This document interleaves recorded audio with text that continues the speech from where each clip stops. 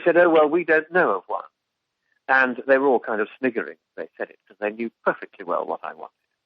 And so then eventually I persisted. And so they have these elaborate lines of defense to stop having to give you anything. So they said, "Well, all right, I'll go and ask my supervisor." And they came back and said, "No, the supervisor doesn't know of a negotiating text either."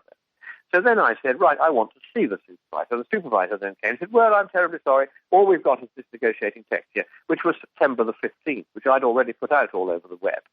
And I said, "It's been through 2 negotiating rounds in different exotic locations around the world since then, with a new negotiating text each time. There was a further negotiating text produced immediately before this conference.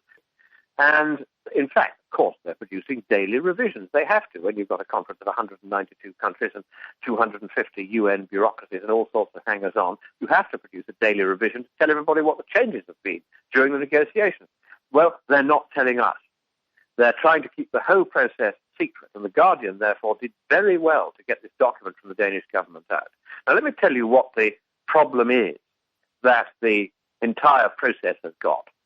They've got stuck because they've realized that under the US Constitution, it is simply not possible to persuade the Senate to enact any treaty whatsoever to do with climate change, because there are too many senators who don't like the idea of world government, don't like the idea of the UN, all the world, or the World Bank having the right to raid the US Treasury and the taxpayer's pocket anytime they feel like it, which is what this treaty says, or the agreement as it's now called, says.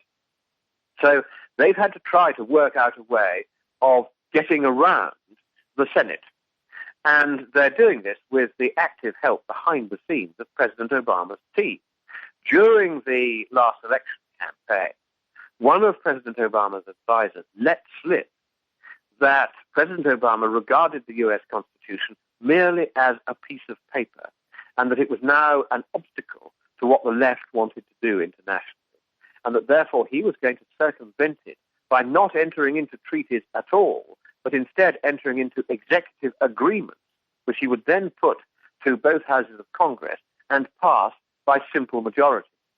And the reason why there's such a panic to get him here to sign this one is that you know perfectly well that the further we get towards the midterm election in the United States, the less likely it is that common sense people like Blue Dog Democrats are ever going to vote for any kind of climate agreement that ends up doing down the US taxpayer and putting him out of work as all these factories move out to China because they can't afford to do business in the United States. So he knows he's got to act fast. He's going to use this executive agreement procedure. And in order to help him, what they've done in the redraft, which I've seen, before they stopped even handing those out, is they've said they're no longer going to call it a treaty. They're going to call it a political agreement. And that is something which, because it isn't a treaty, President Obama has the right to sign and, to some extent, commit the United States to, subject to a simple majority in both houses, when he comes here to Copenhagen. So that's how they're dealing with what they are calling here the US Senate problem. And so the whole treaty is having to be reframed. But the other problem they have is that they know that if they're going to get even simple majorities in both houses, now that more and more details of the ClimateGate emails are coming out, the science is collapsing, we're heading for our 10th year without a fact of global cooling, they're realizing that they no longer have the support for any of this that once they had. It is draining away very, very, very rapidly. And so they are desperate now to get this through quickly. And so what they're doing is, because they know a lot of US politicians, for good, very good reason, I should say, don't like the UN, they are trying to reframe it once again to address the US Senate problem by saying, right, let's put all this in the hands of the World Bank, which won't quite make the various senators see red. So maybe they will, in the Senate and in the House, vote for Obama's executive agreement and thereby bind the United States into the process. Now, just one final gloss on this, and that is that, in fact, this is already quite a considerable victory for those of us who have been trying to prevent a binding treaty coming into force as a result of Copenhagen. Because it's not a treaty, not only President Obama, but any other country that signs up to it will have, in principle, the unilateral right to resile from it and say, I don't want this any further, if a subsequent administration comes in and says, this is all nonsense, we're not going to have any more of it. In the draft treaty, it says they are going to set up a world government and control all formerly free markets. Isn't that right, Lord Monckton? That was certainly in the draft as of September the 15th.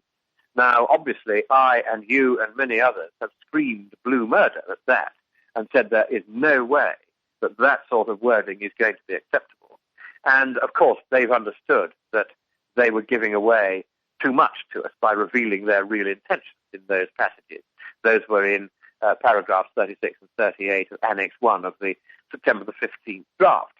So they've dropped the words government as one of the objects, but they've kept all the various 600 or 700 interlocking new bureaucracies that would compose this government. They've given them very nearly all the same powers of vicious taxation, to the equivalent of half of your defence budget every year they're going to take straight from you. They're going to take a 2% financial transaction tax on any money that goes in or out of the United States. They're going to cancel all patent and intellectual property rights.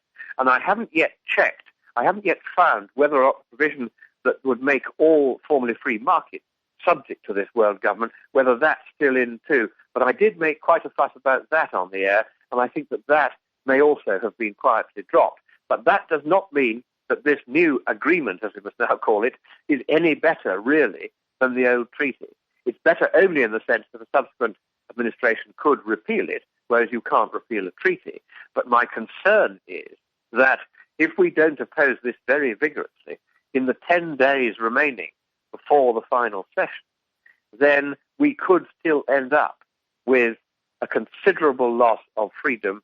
And, of course, he would virtually be closing America down, because it will become so expensive for any business to work inside America with all these new taxes that are going to be inflicted on them, that everybody's going to move out and go to Asia or China. And it's going to lead to loss of working people's jobs right across the United States. Eventually, the AFL and CIO are going to wake up to this, and they're going to realize that their previous support for all this climate rubbish is going to do intolerable harm, indeed the most possible harm, to their own members. And when they change their stance, that's when you'll get the mainstream Democrats, as well as the Blue Dogs, turning on Obama and saying, we are not having communism here. Well, that goes back to the purposeful deindustrialization of the United States, and that's been really a work in progress for decades, and sort of culminating, I think, in this final draft treaty. But this is really about total world control and a bureaucratic coup d'etat and a communistic world government. Isn't that correct? That's very much what it looks like to me. I mean, it is that's why they're not showing us the draft. Every time I go past that documentation centre and I ask for the negotiating text, the one person they don't want to show them to is me, because they know I'll actually read them, which a lot of these negotiators don't. They sit and talk to each other, but they don't read the text the bureaucracy is drafting. They had no idea that there was going to be a world government until I told the world there was going to be a world government, because it had been buried, hidden on one of the UN's websites, and it was attached to a thing that was innocuously titled. The file was called Note by the Secretariat of the Conference of the States Parties to the United Nations Framework Convention on Climate Change. Not exactly the most catchy title. No hint that behind the 2-page note in that file was a 186-page treaty text. So they put it on the website, but in such a way that it was effectively hidden, so virtually nobody could find it, till a friend of mine did find it and sent it to me. But, of course, what they were hoping was that nobody would notice, nobody would read 186 pages, they would change a bit here and a bit here, but essentially all the really nasty bits would have gone sailing through because nobody would have read them. And then, when we all started objecting and saying, but hang on a moment, nobody told us this was going to happen, they would have quietly said, oh, but it's been on our website all the time. That's the kind of very, very cheesy approach that's being taken by these people. They are not conducting an open and public process as it should be. Instead, what they're doing is very, very craftily hiding what they're doing so that we can't see the changes they're making, because they know if we can see them, we can talk about them, and they know the more we talk about them, the less the people who are listening will like what they hear.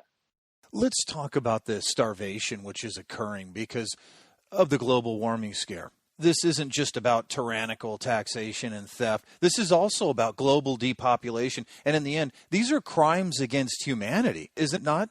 Well, you're quoting there, in fact, though you may not know it, from Herr Ziegler, who is the UN Right to Food rapporteur. They have a new bureaucracy which deals with the right of people not to starve.